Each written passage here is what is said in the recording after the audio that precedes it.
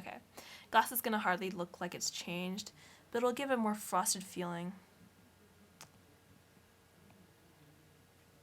So you can see, and I have a little bits of crap right here.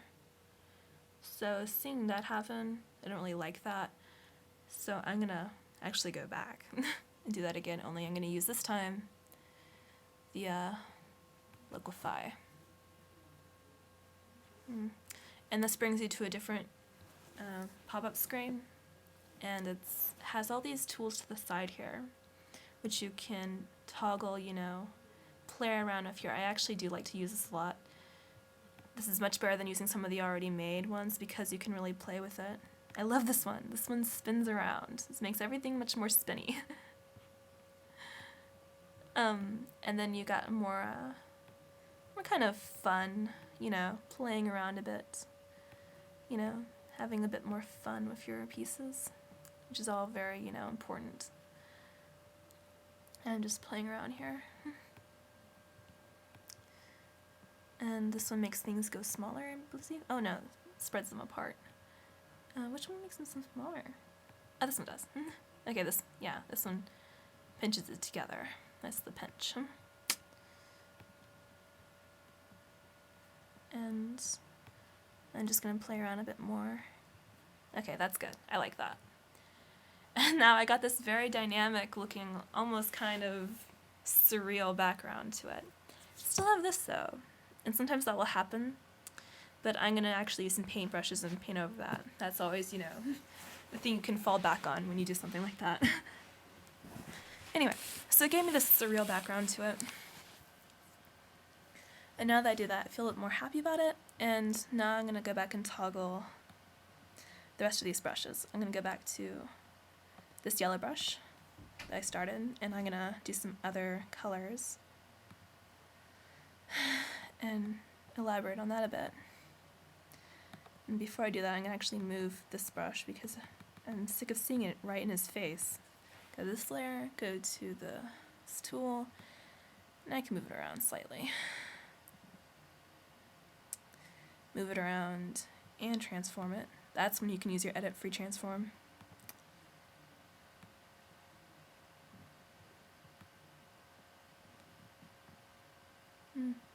Just really play around.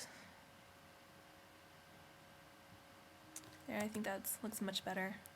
It's not in his face anymore. I'm actually going to move this other piece too. A little bit closer. Or maybe I won't. I'll keep it where it is. And now, you go back to what we were doing before.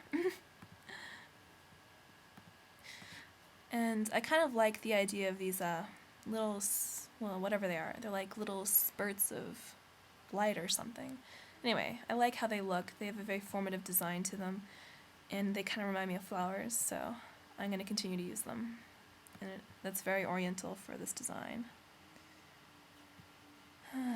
Moving around a little bit more. There we go. And now I'm gonna like that. And now I'm gonna go back to using a more yellowish color tone on top of that.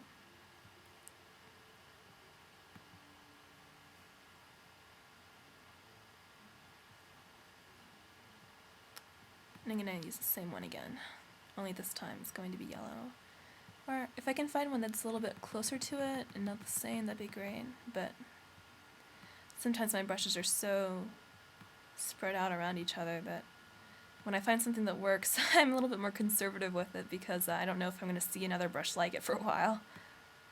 And I'm not. So.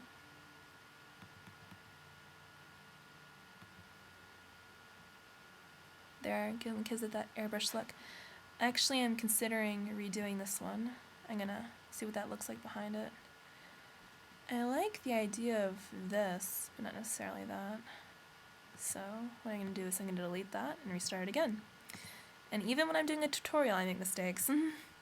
It's more, with using brushes, it's more or less of, you know, a mechanical, I know what's going to happen, and more of a trial and error thing. But I get a lot of people wondering how I do my designs because they're always just so different and unreal and kind of interesting, that I finally decided to make a tutorial for it, even though to me it doesn't seem like it's very different. It's just, I don't know, an ability to see and know, you know, a good design by using simple means. Now, true, using brushes is a more long-term process than using vectors or renders or textures. I mean, those can be, you know, cut out from anything and just kind of put together, and it still looks very good. And I'll be doing tutorials on those too, of course, but my favorite is definitely brushes, because, you know, you can do anything with brushes. Oh, I love this brush. This is a heart, I believe, and this one's too. Yeah, some brushes I never used before. I'm using them for the first time. Okay, this is cool. Also, those who've seen my artwork, it's got a very gothic design. So, and well, maybe not gothic's the word. It's more or less horror, more of a horror design. I kind of like the idea of, you know, bending reality and bringing you into a world of something much more different and compressing than our normal reality. So this is not a time to be deep either. Yeah, I just totally made a brush of a heart. And I like it. I like the idea of the heart because I can have that, you know, having the flower stems or whatever the hell these things are in the background anyway, you know, come out of it. I actually can move it up here if I wanted to, but I like it where it is. And now I'm going to go back. Actually, I'm going to go on top of it to a different layer. I use so many different layers. You might want to name them if you get confused. I'm just a little bit too lazy to do that. And we'll go through again. We'll use this one this time. We're going to change the direction of it.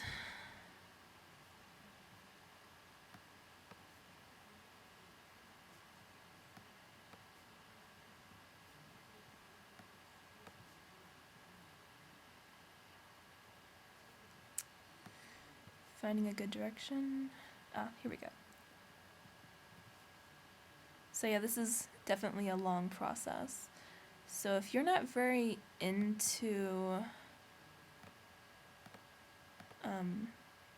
taking time and actually, you know, getting into, like, I don't know,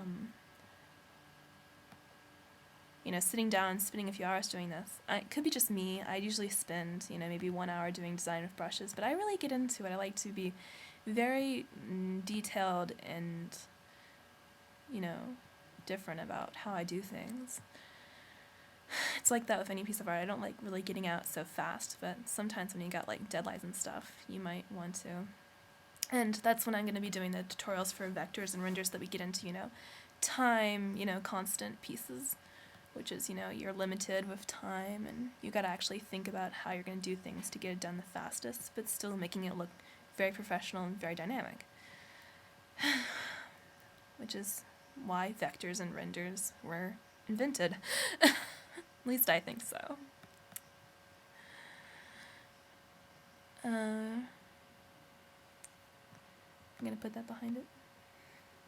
Yeah, that's good. And I'm going to use this piece again. I think I'm actually going to merge the flower stems in the back with this one.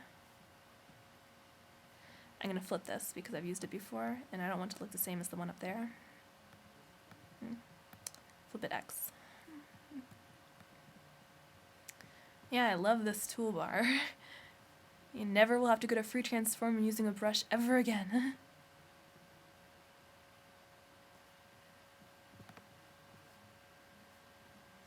Yeah, a lot of people look at this and go like, why is there a giant heart next to this person?